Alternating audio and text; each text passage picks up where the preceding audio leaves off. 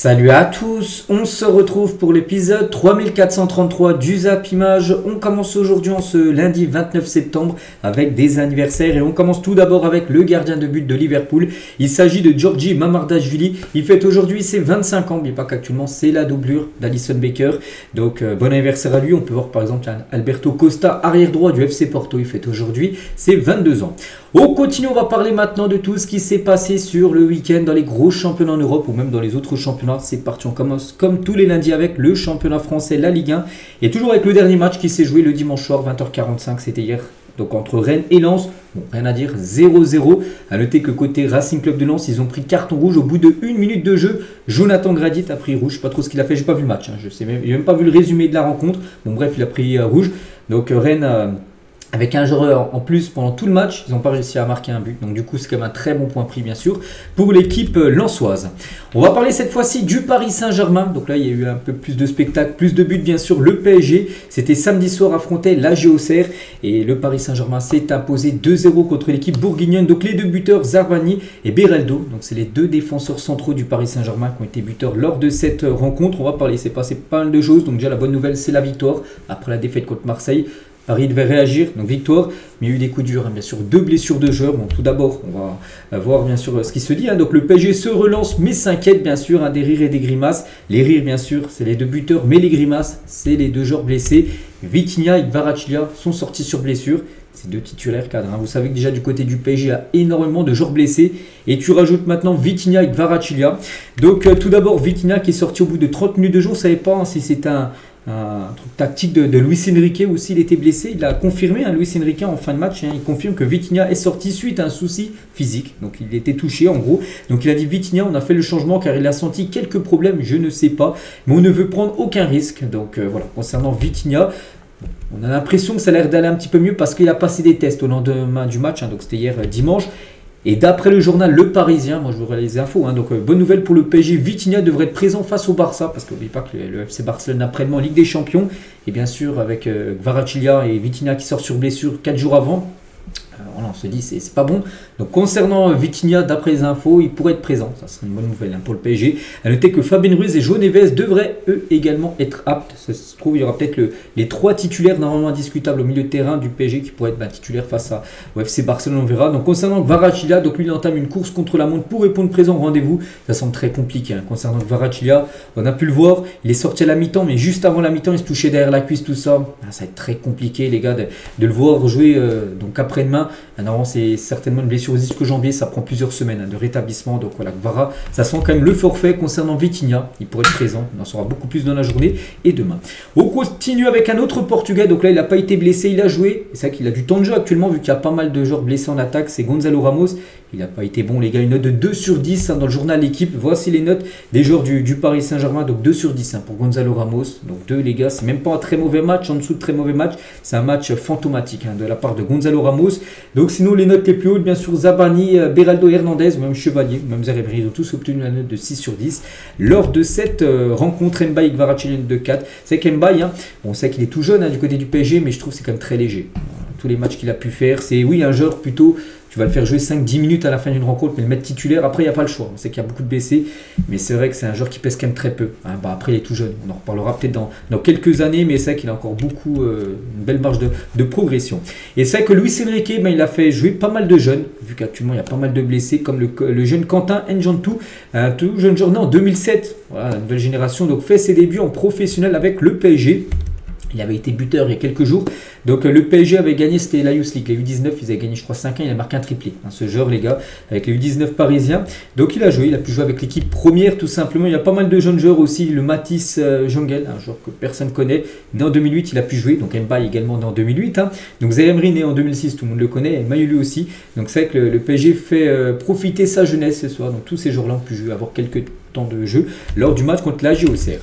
On continue toujours avec Paris, quelques autres infos. Donc la moitié des buts marqués par le PSG cette saison l'ont été par des défenseurs au milieu. Hein, donc les deux buteurs contre l'AG Auxerre, c'est les deux défenseurs centraux du match. Hein. Donc sur les 18 buts inscrits du PSG cette saison, 9 ont été inscrits soit par des milieux, soit par des défenseurs. Donc c'est-à-dire voilà, que le danger peut venir de n'importe où du côté de Paris. Toujours sur cette rencontre, donc surtout à la fin du match, les gars, il y avait également voilà cette fête par rapport au Ballon d'Or d'Ousmane Dembélé, remporté il y a déjà une semaine jour pour jour lundi dernier.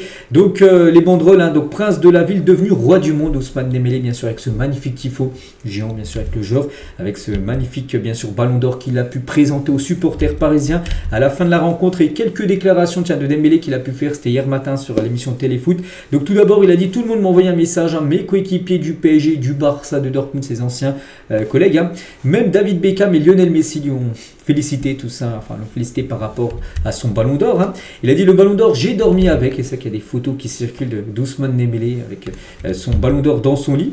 Toujours avec lui, il a dit: quand Ronaldinho s'apprêtait à donner le nom du vainqueur, j'étais stressé, il y avait beaucoup de cris bien sûr dans la salle, et après quand il a dit mon nom, bien sûr j'étais fier et soulagé que ça soit lui bien sûr le Ballon d'Or. Et toujours aussi avec Dembélé, ce qu'il a pu dire sur Téléfoot, donc l'échec qui m'a le plus servi pour en arriver là, pour arriver au Ballon d'Or. En tant que meilleur joueur du monde, il a dit les blessures, il a beaucoup été blessé dans le passé, il a dit: j'ai énormément appris à connaître mon corps, les critiques quand tu as 18 ans jusqu'à 23-24 ans c'est difficile, mais au fur et à mesure ça passe. Maintenant il voit des fois des critiques autour de lui, de ça il n'en a plus rien à faire, tout simplement Ousmane Dembélé. Toujours sur ce qui s'est passé samedi soir, donc Sarkozy, ancien président de la République française, a confondu une journaliste avec la maman d'Ousmane Dembélé, donc présent sur les lieux, donc avant-hier maintenant lors de ce PSG Auxerre, le journaliste Guy Citruc raconte: vous pouvez être fier de lui, vous l'avez bien éduqué. Donc lance Sarkozy, une journaliste d'origine sénégalaise de France TV, pensant s'adresser à la mère d'Ousmane Dembélé. Donc il a un peu confondu la mère d'Ousmane Dembélé, Nicolas Sarkozy. Et toujours avec Ousmane, et ça c'est une très bonne nouvelle quand même pour le PSG, parce qu'il annonce son retour. On sait qu'il est blessé depuis quasiment un mois, depuis la dernière trêve, où s'était blessé avec l'équipe de France, même avant, c'était blessé contre Toulouse quelques jours avant la trêve de l'équipe de France au mois de septembre. Je ne sais pas si j'ai le droit de le dire, mais ma rééducation se passe très bien, je serai de retour très bientôt. C'est ce qu'il a pu dire voilà, sur la chaîne Ligue 1+. Donc Dembélé devrait être de retour sur les terrains juste après la trêve internationale. Donc là, vous savez que il y a encore une semaine de football. Donc là, cette semaine, il y a la Ligue des Champions. Le week-end prochain, il y a des championnats. Puis après, c'est la trêve, la semaine prochaine. Et après la trêve, il devrait faire son retour tout simplement. Il pourrait peut-être revenir pour le match contre le Leverkusen en Ligue des Champions. Ousmane Dembélé. Il a noté que cette semaine, il va se rendre au Qatar pour se soigner à la clinique Aspetar. Donc une clinique, bien sûr, en collaboration bien évidemment avec le Paris Saint-Germain. Donc voilà ce qu'il y a à dire bien sûr sur cette soirée où bien sûr Dembélé a pu montrer son Ballon d'Or, Luis Enrique a pu montrer son prix du meilleur entraîneur de l'année, et Marquinhos a pu montrer tout simplement supporter le prix du meilleur club de l'année, bien sûr le Paris Saint-Germain. Et concernant Luis Enrique, parce qu'il y avait un tifo pour bien sûr Dembélé, mais un tifo également pour Luis Enrique, en train de soulever la Champions League, il a dit merci pour le tifo inoubliable. Il a réagi bien sûr sur ses réseaux sociaux, le coach espagnol. On continue les gars, on revient nous sur la Ligue 1 et on fait le tour sur tous les autres résultats. Tiens, hier il y avait également un Lille-Lyon, donc là il y a aussi une belle affiche, et c'est Lyon qui s'est imposé 1-0. Tyler Morton encore buteur, c'est qu'il a déjà marqué quelques buts dans ce début de saison, buteur au bout de 13 minutes de jeu, et c'est que Lyon les gars gagne encore 1-0, ça suffit, c'est que tu gagnes 6-0 ou 1-0 c'est pareil, c'est que Lyon a gagné 1-0 là, contre Marseille c'est 1-0, contre Angers c'est 1-0, contre Lens c'est 1-0, hier 1-0 contre Lille, les deux derniers matchs les gars, c'est 2 fois victoire 1-0. Donc 5e clean sheet de la saison en championnat. Donc pour l'instant Lyon les gars ça tourne quand même très très bien.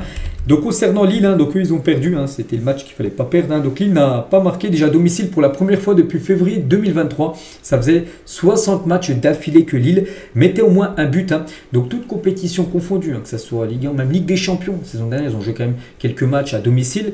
Il y a eu le Real, tout ça qu'ils ont pu jouer. À chaque fois, ils ont marqué au moins un but. Donc, voilà. La dernière fois que vous n'avez pas marqué, c'était un 0-0 face à Clermont, donc en février 2023. Et là, ils n'ont pas marqué hier, vu qu'ils ont ils ont perdu 1-0 contre l'équipe de Lyon. Et concernant Bruno Genesio, donc le coach, très énervé. Donc déjà, il a pris rouge en fin de match. Il a été expulsé après une scène assez polémique lors de ce Lille-Lyon. Donc frustré après une action, il balance une bouteille qui finit par malchance près du délégué du match, le 4e arbitre en gros. Donc carton jaune d'abord pour le coach qui s'énerve en expliquant que son geste n'était pas volontaire, qu'il n'avait pas fait exprès de jeter la bouteille. En gros, il avait rebondi vers l'arbitre. Mais il a dit, mais il est fou ou quoi, il n'a rien expliqué, vous êtes nul, 0. Il a dit ça à l'arbitre. Donc l'arbitre, n'ayant pas apprécié ses mots, entendu par la VAR, revient finalement et sort cette fois-ci le carton rouge.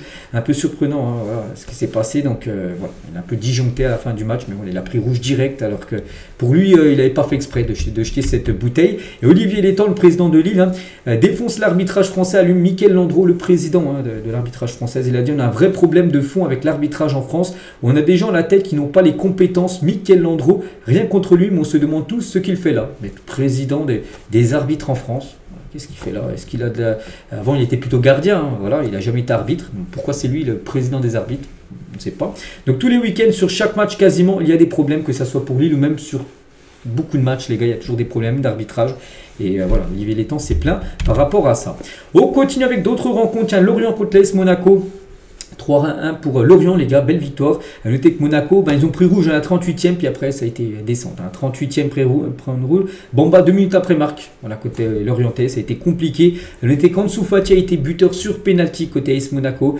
Il a sauvé l'honneur, mais voilà, c'est une défaite bien sûr dure hein, pour l'AS Monaco qui réalise un début de saison quand même compliqué. Et l'entrée aussi en jeu de Pablo Pagis, hein, la 72e, parce qu'il a été double buteur, donc buteur 76e et buteur 10 minutes après. En 10 minutes, il a marqué 2 buts, tout simplement. Fils de Michael Pagis, ancien footballeur professionnel. Et concernant Monaco, donc Ansu Fati, donc encore buteur. C'est vrai qu'il a marqué sur penalty, il a sauvé l'honneur, on va dire, du côté de l'ASM. Donc l'Espagnol réalise un début de saison phénoménal avec l'AS Monaco, 98 minutes de temps de jeu et 4 buts marqués. C'est vrai qu'il a toujours pas commencé titulaire, il rentre toujours en cours de jeu. Voilà, donc Bruges contre Metz ou même contre Lorient, voilà, 98-97 minutes de temps de jeu, déjà 4 buts. Bon, peut-être qu'il pourrait enfin être titulaire, il le mériterait bien sûr, Ansu Fati. La belle victoire aussi de Brest, hein, du côté de Angers, victoire 2-0 bien sûr pour l'équipe de Brest. Le match nul entre Nice et le Paris FC, un partout à Nice, mené à 0 grâce à Diop et Crasso, a égalisé en toute fin de match, hein, côté parisien. Donc du coup, voilà, un partout entre ces deux équipes. Et Nice, hein, c'est compliqué aussi, hein, Nice, hein, les gars, sur ce début de saison, c'est 9 matchs, 6 défaites, un match nul et 2 victoires seulement. Voilà. Et Pape Fontaine vient d'être prolongé là, il y a quelques semaines jusqu'en 2029, le coach, puis il fait un début de saison très compliqué. Voilà, c'est pas fou. Hein. Et du côté du Paris FC, qui a fait un partout, on va juste parler de Vincent Marchetti, milieu du Paris FC, s'est tiré une balle dans le pied tout seul. Donc il n'était pas dans le groupe face à Strasbourg lors du match précédent, ils avaient perdu le Paris FC 3-2. Et face à Nice, hein, bien sûr, ce week-end, hier. Hein. Pourquoi? Parce qu'il est apte à jouer. Parce que la raison, il a fait un chute à son propre staff. Hein. Face à Brest, donc le match avant Strasbourg, après son but, parce que le staff avait envoyé son remplaçant Camara à l'échauffement avant la mi-temps, voilà, parce que de base Camara devait rentrer en jeu et le remplacer, et du coup il a marqué, et du coup il a fait un chute à son staff, voilà, regardez, vous voulez faire rentrer un joueur à ma place, voilà, taisez-vous, et du coup ça s'est pas du tout passé, bien sûr, auprès de son staff, donc du coup les deux matchs qu'on suivi, il n'est même plus dans le groupe tout simplement, Marchetti, hein. Certains de ses partenaires lui ont conseillé d'aller s'expliquer, et voilà, de peut-être s'excuser avec son entraîneur, mais il ne l'aurait toujours pas fait, c'est pour ça qu'il est toujours pour l'instant mis de côté, du côté du groupe du Paris FC.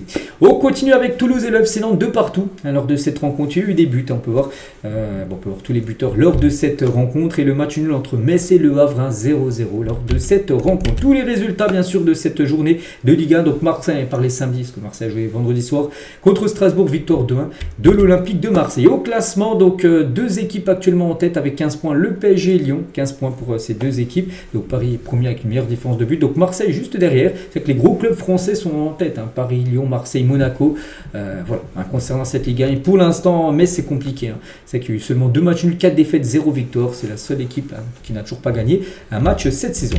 On continue rapidement avec la Ligue 2, il y avait des matchs, hein, samedi que j'ai pas parlé, tous ceux de vendredi on a déjà parlé, donc par exemple Dunkerque a gagné 6-2 contre Amiens, la victoire de Montpellier importante, hein, du côté de Laval 1-0, et la défaite de Saint-Etienne, la première défaite des Verts cette saison, donc 3-2 contre Guingamp, ce soir il reste un match, hein, Boulogne-sur-Mer contre Red Star pour clôturer cette journée de Ligue 2, le classement, donc c'est 3 actuellement, les premiers 3 devant Saint-Etienne, Pau, Reims et l'équipe de Red Star. On continue les gars, on quitte la France direction l'Angleterre et on commence avec ce match qui s'est joué hier dimanche entre Newcastle et Arsenal. On sait que Newcastle, hein, c'est toujours un stade compliqué d'aller chercher des points. Et bien en tout cas Arsenal l'a fait, ils ont fait le même résultat que le Barça qui avait pu faire il y a à peu près 2 semaines. Le Barça s'est imposé 2 à Newcastle, ben, c'est la même chose pour les Gunners. Donc Woltemed a été buteur sur corner, voilà, Woltemed buteur de la tête, hein, le grand attaquant allemand. Donc 83e minute de jeu, il y avait toujours 1-0 pour Newcastle. Donc on se dirigeait vers une victoire des Magpies. Et non les gars, Mikel Merino buteur à la 84e avant que Gabriel sur corner les gars à la 96e. Donc en gros 2 buts en toute fin de match permettent à Arsenal de renverser le match et de s'imposer 2-1. Tout simplement des points très importants bien sûr pour Arsenal dans l'optique de remporter la première ligue. Et stat effrayante, Arsenal a marqué 50% de ses buts sur corner cette saison. Donc le deuxième, Gabriel défenseur a marqué sur corner. Donc 6 des 12 buts ont été inscrits sur corner. Donc c'est fou, la meilleure équipe du monde dans ce registre. Hein. Et c'est un Français, Nicolas Jover, donc la personne à droite là, qui est derrière tout ça. Parce que là-bas Arsenal, ils ont un entraîneur spécialisés sur les coups de pied arrêtés. C'est pour ça qu'ils sont tellement forts sur coups francs, sur corner. Ils s'entraînent énormément. Hein, depuis 2 ans, les gars, ils ont marqué 30 buts sur corner. 30 buts sur corner. Je ne sais pas si vous vous rendez compte, c'est bien sûr l'équipe qui a marqué le plus de buts sur corner. Donc voilà, pour eux, c'est quasiment des pénaltys à chaque fois qu'ils ont un corner. En tout cas, ils sont très forts et ça leur permet de prendre des points parce que là, ils ont pu prendre bien sûr 3 points avec ce but de Gabriel en toute fin de rencontre. Manchester City contre Burnley. Donc là, ça a été un match à sens unique. Un City s'est imposé 5-1, but de Matheus Nunes, un doublé d'Erling Haaland et un doublé de Maxime Estève, mais joueur de Burnley, mais contre son camp. Il a marqué 2 buts contre son camp.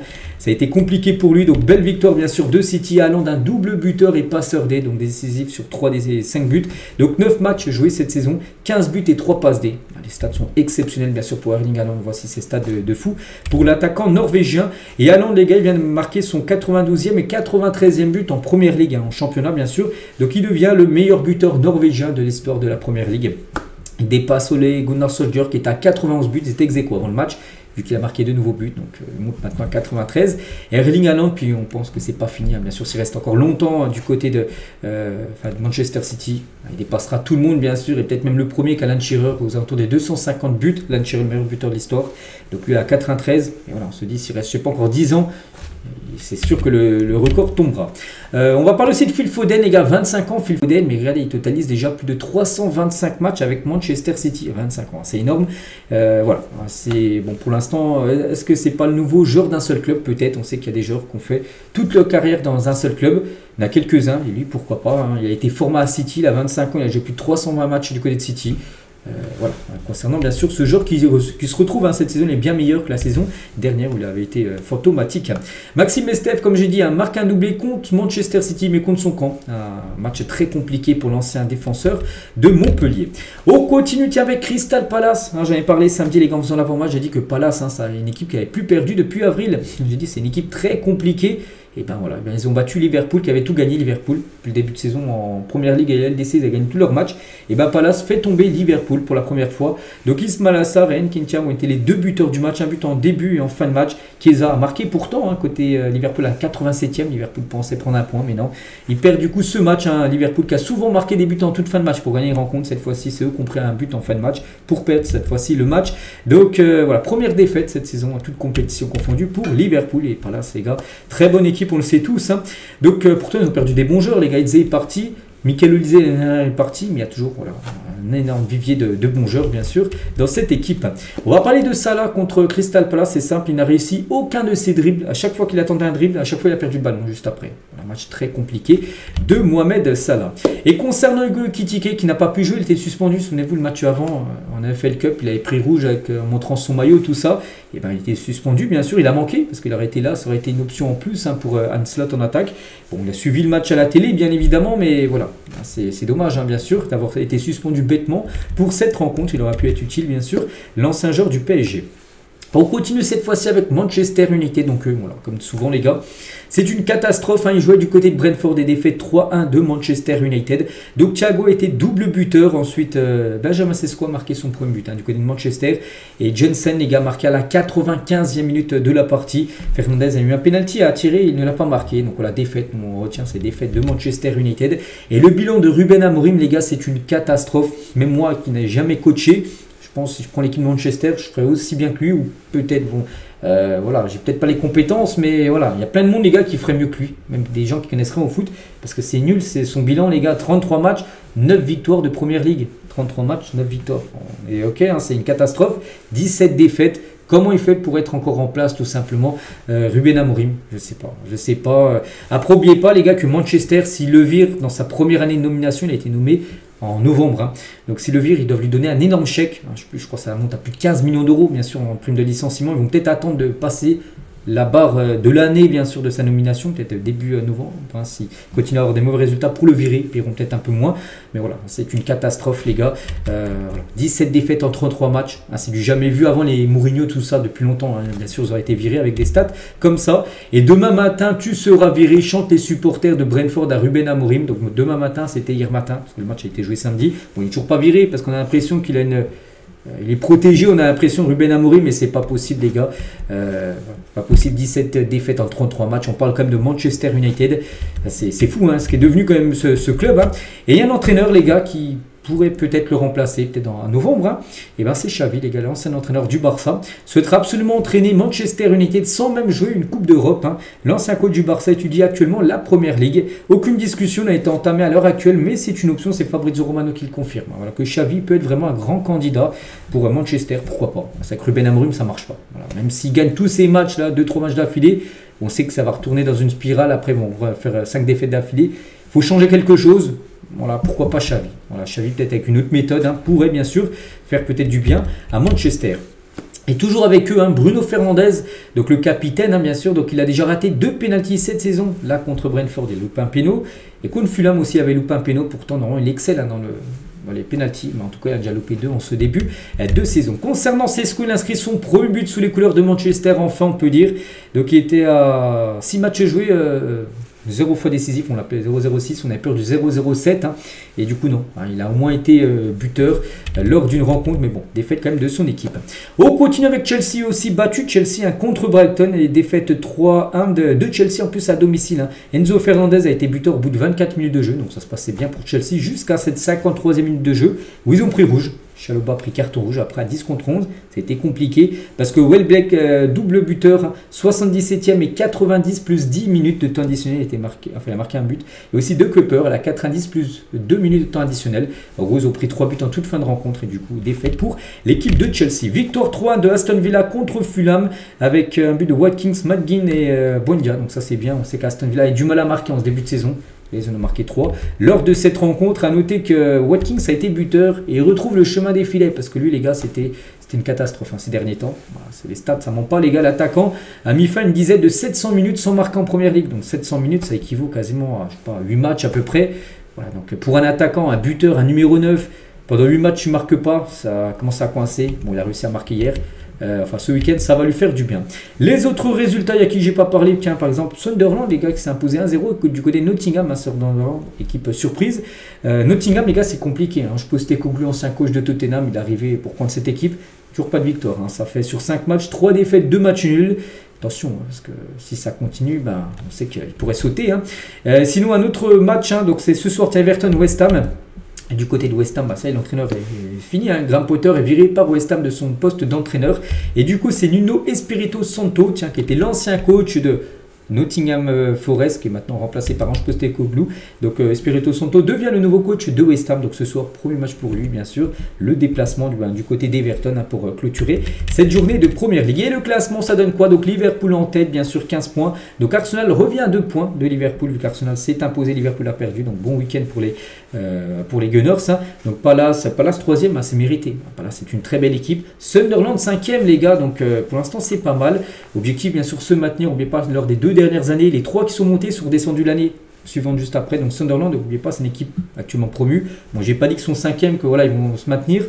Mais voilà, vaut mieux être au bout de 6 matchs là que déjà être dans les dernières places, bien sûr, comme Burnley, qui est équipe promue, qui a seulement 4 points. Donc en tout cas, pour l'instant, Sunderland, ça se passe plutôt bien. Wolverhampton a seulement 1 point, 1 nul, 5 défaites. C'est très compliqué, hein, pour l'équipe de Wolverhampton. On quitte l'Angleterre, direction maintenant l'Espagne. On commence avec le FC Barcelone, les nouveaux leaders de ce championnat espagnol. Le Barça est joué hier contre la Real Sociedad. On peut voir le score final 2-1 pour le FC Barcelone. Donc encore un comeback, hein, pour le FC Barcelone. Souvent c'est le cas. Souvent le Barça perd et puis après renverse le match. Ça a été le cas il y a quelques jours contre Real Oviedo. Ils perdent 1-0 à la mi-temps. Ils ont gagné le match 3-1. Et bien là ils perdent 1-0. Et ils ont gagné le match 2-1, le FC Barcelone. Odriozola était buteur au bout de 30 minutes de jeu côté Real Sociedad avant que Jules Koundé égalise juste avant la mi-temps et que Lewandowski à la 59e, hein, mette bien sûr le deuxième but. Donc voilà, soirée parfaite bien sûr pour le Barça. Et le Barça est leader de la Liga après cette journée, après la défaite du Real Madrid. Atlético, on parlera juste après. Et bien le Barça retrouve sa place de leader. Donc le Barça a été en tête de la Liga pendant 33 des 45 journées depuis qu'Hansi Flick a pris le relais. Voilà, depuis que Flick est entraîneur du Barça, sur 45 journées de Liga, 33 fois le Barça a été leader de Liga. Et le Barça retrouve sa première place de leader de ce championnat. Et le Barça de Hansi Flick aussi a marqué lors de chaque match sur les 44 dernières rencontres. Ils ont marqué à chaque fois un but. C'est historique, c'est un record dans l'histoire du club. Le record du club vient d'être égalé et il est vieux de 81 ans. Donc lors du prochain match, hein, parce que là on prend en compte tous les matchs. Hein. Le prochain match c'est contre le PSG. S'ils marquent un but, le Barça, et bien ils battront, parce que là ils sont ex aequo avec l'ancien record bien sûr, donc ils pourront faire un match de plus, 45 matchs d'affilée en mettant moins un but. s'ils mettent un but contre Paris, là, mercredi, en Champions League. Toujours avec le FC Barcelone, donc concernant cette rencontre hier, ben, c'est une équipe quand même qui a été beaucoup remaniée. Regardez, hein, par exemple, Szczesny, il a remplacé Juan Garcia qui est blessé. Christensen a commencé titulaire, hein, lui qui est souvent sur le banc. Martin a remplacé Baldé. Baldé devrait être de retour hein, contre le PSG. Donc il y a eu Dro, le jeune Dro, les gars, qui a joué. Il avait joué quelques minutes lors des pré-saisons, il a été titulaire. Bardi aussi a commencé titulaire. Ouais, c'était une équipe très remaniée, mais ils ont quand même réussi à s'imposer. Et surtout, Bardi a commencé titulaire parce que Lamine Yamal, on sait qu'il faisait son retour, mais il n'était pas encore prêt à commencer titulaire. Mais Lamine Yamal est rentré en jeu à 58e minute de jeu. Et c'est simple, hein. Premier ballon touché, une minute après, passeur D. Directement Lamine Yamal, les gars. Il n'a pas le temps, bien sûr, hein, déjà décisif dès son retour. Donc il a joué 32 minutes lors de cette rencontre hier. Une passe D, 3 dribbles, 33 ballons touchés, 5 duels gagnés, 3 dribbles réussis. Une bonne 30 minutes voilà, de Lamine Yamal qui sera certainement titulaire hein, contre le PSG, bien évidemment, après-demain. Et Lamine est passeur décisif une minute après son entrée en jeu. Donc c'est statistique, hein, cette saison club plus sélection, c'est 6 matchs joués avec l'Espagne et le Barça. 2 buts, 6 passes D déjà décisifs, 8 fois Lamine Yamal sur ce début de saison. Voilà, donc beaucoup de passes D, c'est que c'est un joueur qui donne beaucoup de caviar et quelques buts, bien sûr, pour le jeune, comment dire, espagnol. Et il a pu présenter aussi avant le match, hein, ce trophée Copa, a remporté maintenant lundi dernier le prix bien sûr du meilleur jeune joueur au monde. On continue aussi avec Marcus Rashford, on a parlé voilà, que Lamine Yamal a été passeur D. L'autre passeur D du match, ben, c'est Rashford, les gars. Regardez, hein, sur ses derniers matchs, à chaque fois il était décisif. Ça se passe très bien actuellement pour l'ancien joueur de Manchester United. On va parler aussi de Lewandowski, buteur Lewandowski, son 105e but en 153 matchs. Hein, du côté du Barça, c'est simple. Hein. Lewandowski entre dans le top 20 des meilleurs buteurs de l'histoire du FC Barcelone. Les 20e actuellement avec 105 buts inscrits. Donc le recordman, bien sûr, Léo Messi, hein, je crois qu'il a 672 buts inscrits du côté du FC Barcelone. Pedri et Daniel Mo ont rendu visite à Juan Garcia après son opération. Voilà, donc déjà il y a quelques jours, on a pu voir une photo de quelques joueurs du Barça avec Gavi hein, juste à côté. Gavi aussi qui s'est fait opérer, il y avait Lamine Yamal, Pedri, Araujo. Et Pedri de nouveau, il est venu cette fois-ci avec Daniel Mo. Il va voir Juan Garcia, le gardien également, qui s'est fait opérer, vous le savez. Du genou, il sera absent pendant les 2 prochains mois. Donc voilà, il sera absent de 4 à 6 semaines, oui c'est ça, à peu près 2 mois. Il devrait louper le Classico hein, le mois prochain, Juan Garcia.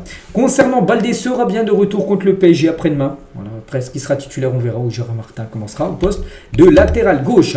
On continue avec l'autre grosse rencontre hein, du côté de l'Espagne, bien sûr. C'était samedi après-midi, c'était le derby de Madrid. L'Atlético Madrid contre le Real Madrid. Score final 5-2 pour l'Atlético. Ça a été une grosse claque hein, pour le Real qui n'a toujours pas perdu. Ils avaient gagné tous leurs matchs, même pas de match nul. Là, ça a été la défense qui a été complètement à l'ouest. Hein, donc voilà, 5-2. Donc Griezmann a été buteur, Alvarez a été double buteur, Sorloth également marqué et Robin Lenormand également marqué. Mbappé et Arda Güler ont été buteurs côté Real Madrid. Donc la claque hein, parce que voilà, 5-2, c'est une claque, voilà, c'est une humiliation, on peut dire, hein, pour le Real Madrid, face à leurs voisins de toujours, bien sûr, l'Atlético.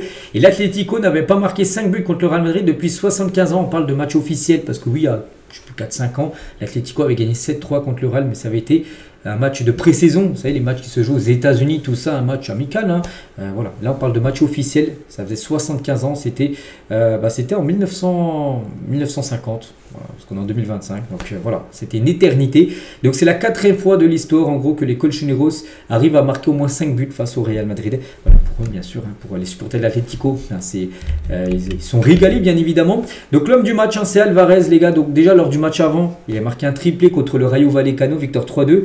Et là, ce week-end, un doublé. Donc là, sur ces 2 derniers matchs, il a marqué 5 buts. Hein. Bien sûr, Julian Alvarez, 2 fois l'homme du match hein, lors des 2 dernières rencontres. Et cette saison, c'est 7 matchs, 6 buts et une passe D, bien sûr, pour l'attaquant argentin. Notez que Griezmann a été buteur. Il a marqué en toute fin de rencontre, du pied droit en plus. Hein.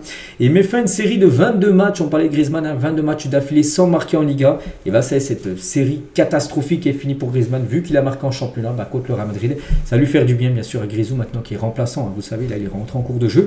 Lors de cette rencontre, et Griezmann, il a dit, on a essayé de bien défendre face à Arda et Kylian Mbappé qui sont en très bonne forme. Ça a été compliqué. Mais bon, à la fin du match, hein, ça s'est plutôt bien passé pour l'Atlético Madrid. Et concernant le Real Madrid, donc la catastrophe, bien sûr, le Real Madrid vient de concéder sa première défaite de la saison. En plus, une grosse défaite, hein, 5-2. Ça fait mal. Regardez, hein, quand il y avait 2-1, bien sûr, pour le Real, on peut voir Pérez, bien sûr, avec le sourire. Bon, quand il y avait 5-2, c'est plus du tout le sourire. Il était sur son téléphone.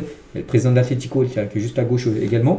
Mais voilà, Pérez, il ne suivait même plus le match à la fin parce qu'il était complètement dépité, bien sûr, par rapport au score. Hein, le président du Real. On va parler de Mbappé. C'est peut-être la seule bonne nouvelle à côté Real Madrid. C'est qu'il continue à marquer. Bon, c'est la défense hein, qui n'a pas suivi. Donc le Français réalise un début de saison XXL, 10 matchs joués, toutes compétitions confondues, hein, France et Real, 12 buts et 2 passes D. Donc des stats exceptionnelles bien sûr pour Kylian. Voilà. Il y a seulement contre Mallorca où il n'a ni marqué ni fait de passe D, sinon tous les autres matchs, il a été au moins décisif une fois.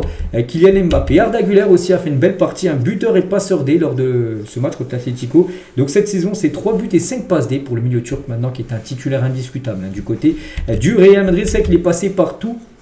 Voilà, donc il a été passeur des buteurs, mais aussi fautif de la surface, penalty pour l'Atlético Madrid. Donc à noter que ces 3 passes D, enfin sur les 3 passes D qu'il a pu faire, elles ont toutes été faites à Kylian Mbappé, les 3 dernières hein, pour Arda Güler.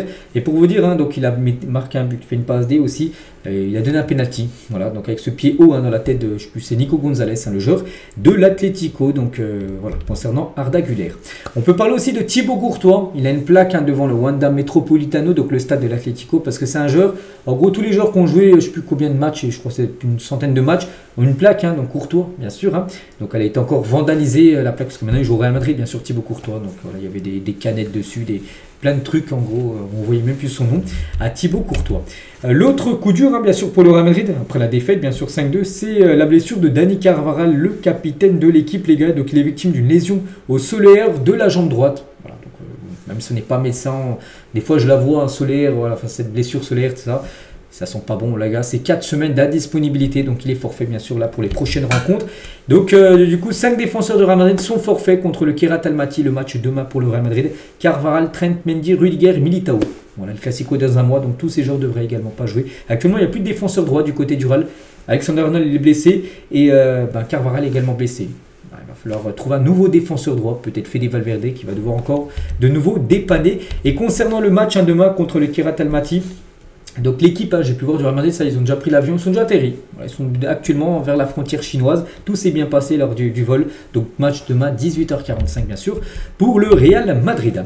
On continue avec les autres résultats de cette Liga. On pourrait parler du Betis qui s'est imposé 2-0. Elche s'est imposé 2-1 contre le Celta Vigo. Le FC Séville s'est imposé 1-0 du côté du Rayo Vallecano. Hein, c'était toujours très compliqué.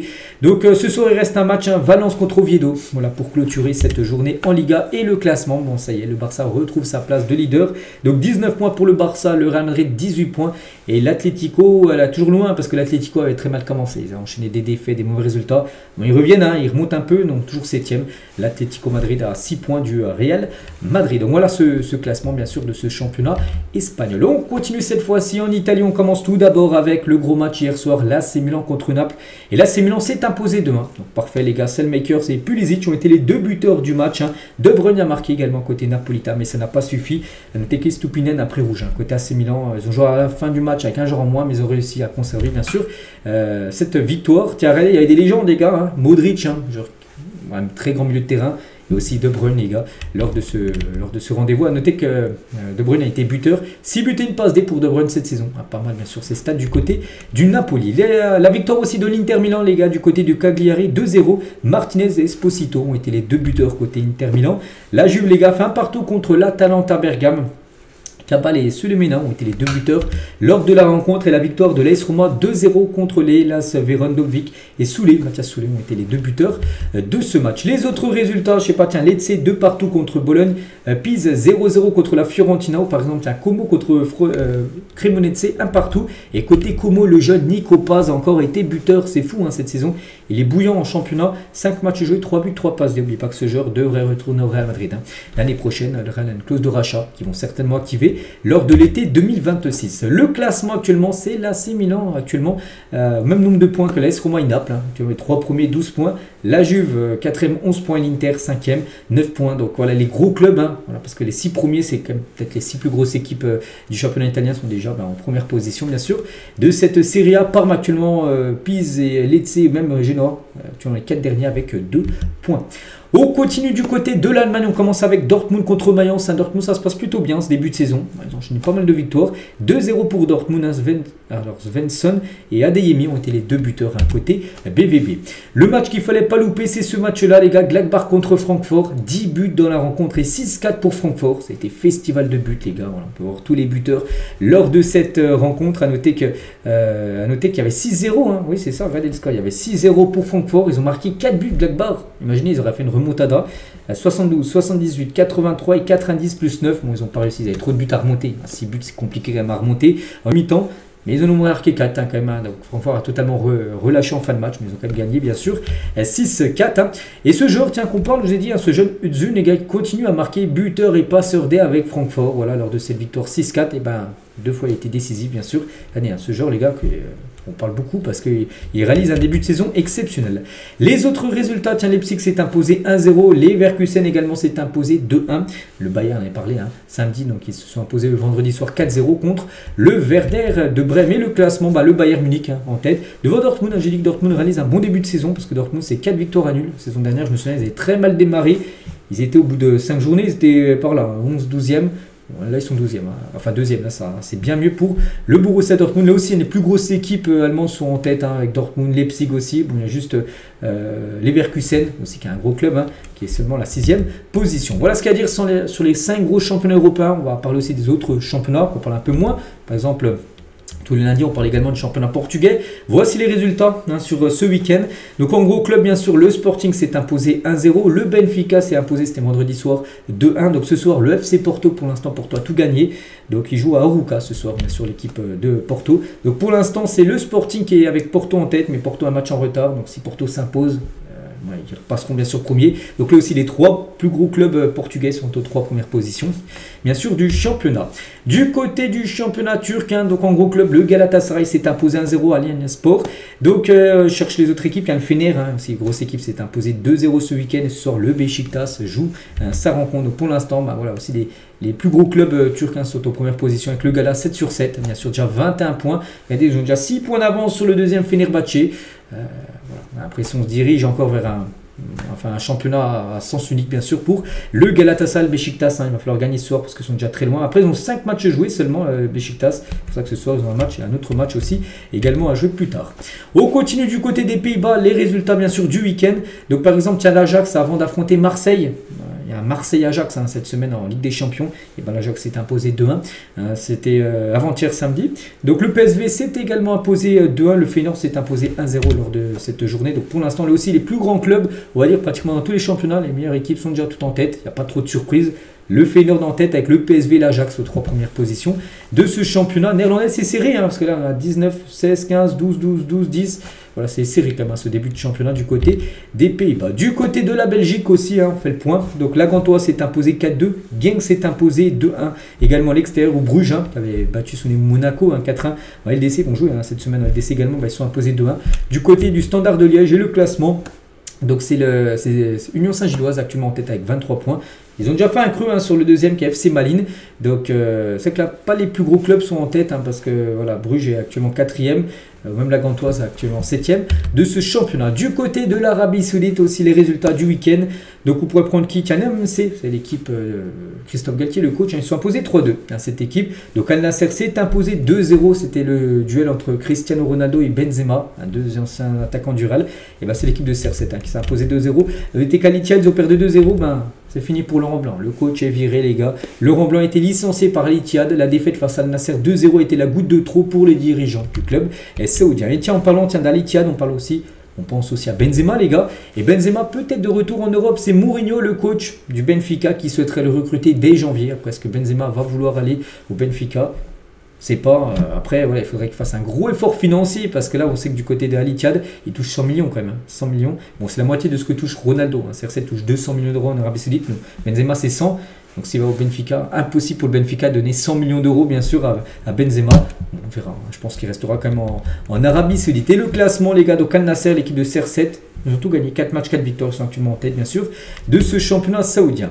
On continue juste avec 2 autres rencontres pour clôturer bien sûr cet épisode. Il y a aussi la Coupe du Monde du vin actuellement qui se joue, il y avait une belle affiche, le Maroc contre l'Espagne. Et c'est le Maroc qui s'est imposé parfaitement 2-0 contre l'Espagne U20 lors de ce premier match pour ces deux équipes lors de cette Coupe du Monde U20. Et il y avait également, et on finit aujourd'hui avec un gros match dans la DR Kema, donc première division féminine. Le PSG jouait contre l'Olympique Lyonnais, c'est les 2 gros morceaux bien sûr en France. Et donc nous on s'est imposé OL Lyon, sont imposés 6-1 contre le PSG. C'est une grosse défaite bien sûr pour les Parisiens. Donc voilà les gars, tout ce qu'il y avait à dire. Je pense avoir fait tout le tour de ce qu'il y avait à dire sur ce week-end. Donc nous on se retrouve dès demain. Et demain les gars, c'est le retour de la Champions League. Il y aura beaucoup encore de choses à dire. Et moi je vous souhaite un très bon lundi et à demain.